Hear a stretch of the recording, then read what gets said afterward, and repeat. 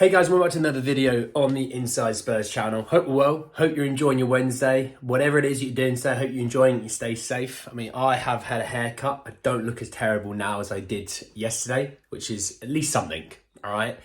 Today, we've probably got a few videos to come out today, I can't lie. There's quite a lot that came out last night, this morning, and let's be honest, throughout the day, there'll be more and more to come out. This video will be centred around, obviously, Tanguy Ndombele's projected move to Galatasaray. We've also got some quotes from Xavi on Frank Kessie, as well as a few updates around the Frank Kessie situation. So stick around and find out more on that. But let's start with Tanguy Ndombele. He's the guy on the thumbnail, all right? He's looking, he's there, I'm here. He's looking a little bit probably better than I do, that's for sure.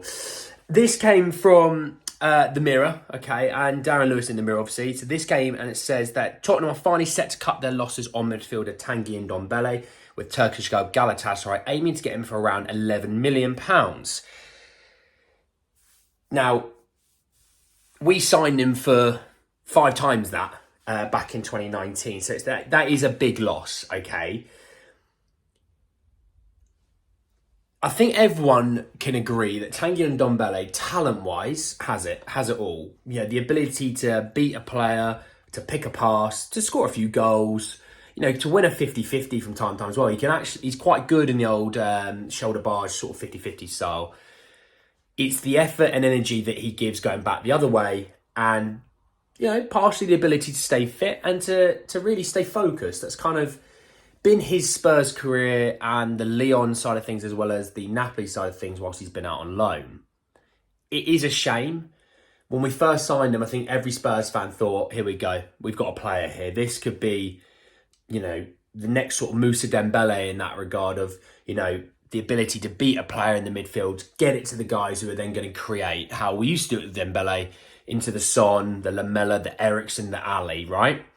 It didn't really work out that way. And I think, don't get me wrong, it was Poch's last season when we were terrible. You know, we weren't doing well. The recruitment was poor. The style of play was rubbish, I can't lie. Defensively, just everything wasn't working. I mean, we were, 9th when Mourinho took over? Hadn't won a game away from home in over a year. So things weren't great at the club. And it's unfortunate he came in then. Had he come in maybe a season before that, and obviously I know this is very much a hypothetical thing, but when we looked at him, if it was just a year previous but the same level of player, he probably would have done quite well in my opinion. So it's a shame about that, but at the end of the day, this is what a big club does, and I've talked about this. You get a player in, it doesn't work out, you move them on. You cut your losses, and that's the important thing here. You're not ever going to get 50 odd million out of Tanguy Ndombele. But you cut your losses, you move on, you learn from your mistakes. That's what a big club does. That is what a competent club does. We've never really seen that kind of competency at Spurs. And after the summer window that we're having that isn't going very well, this would be at least a start to say, no, let's act like the big club that we are. Let's cut losses on players that we just don't use or not going to want, instead of hoping that they might regain £5 million worth of value. Because they also might lose that £5 million worth of value. So let's just take what we can get now. Let's save on the wages. Because if he's got, let's say, 3 years left on his contract and he's earning 200 odd grand a week, you're talking about a guy who's on £9.6 million per year over a 3-year deal. You're talking nearly £30 million. So you're talking about £11 million in the signing fee, sure. But if you're saving 30 million, you're talking about 40 odd million that sale is. That's not a bad deal. That's what you got to remember. Don't look at the transfer fee as the whole entire thing. Look at the wages that you would save as well. That's the important thing. So it does kind of look like the ship is steering towards that. It would be a shame, obviously, because we didn't get the player that we thought we were getting, but these things happen in football. That's what makes it the beautiful game. Let's talk about Xavi's quotes on Frank Kessie. So this was for Fabrizio Romano this morning. I just finished my gym workout, just doing some bits and bobs, and I get hit with this quote. And so Xavi on Kessie said, Frank did not play due to some slight discomfort regarding his future. Weird thing to, you know, I don't really, you know, it's a weird comment. Xavi does weird comments, full stop, to be honest. But hey, I can say that he knows exactly what the situation is, aka leave. That's the situation, leave. Don't care where you go, leave. Juventus keep pushing, sign Kessie, but Premier League clubs are also keen, is what Fabrizio Romano added to that. We know that we're the Premier League club, if I'm honest. It's not other people. I very highly doubt it's other teams. I believe it will just be us. To sort of just double down a little bit, this came from Gary Jacob, another Tier 1 source, who says that Frank Kessie is set to decide whether he wants to join Tottenham or Juventus. The Italian club have agreed initial loan deal for the midfielder with an option for the chance to become permanent if undisclosed conditions are met. However, Tottenham want to hope that the 26-year-old wants to move to the Premier League.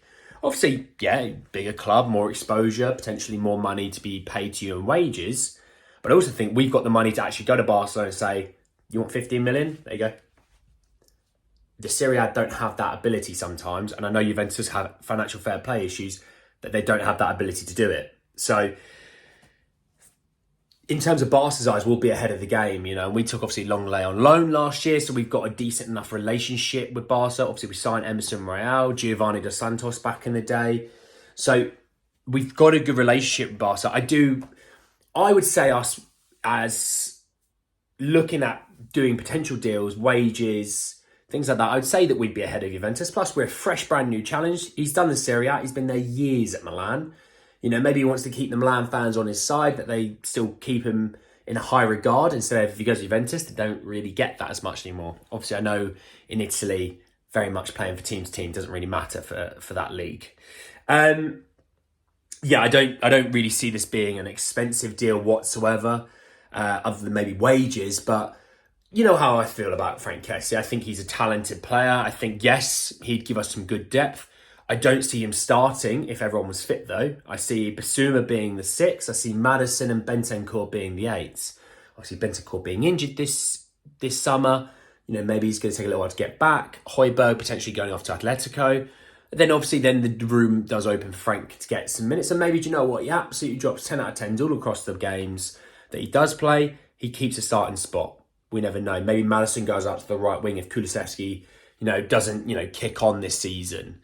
But yeah, we'll see about that. I'd assume every day we get more and more come out around Frank Kessie. And this was, other than Xabi's quotes, this was last night from Gary Jacobs. So it was about, I think it was about 10 o'clock. So it's been a bit late for me to obviously be making a video and things like that. So we'll wait and see. Hopefully we get some more news about it today.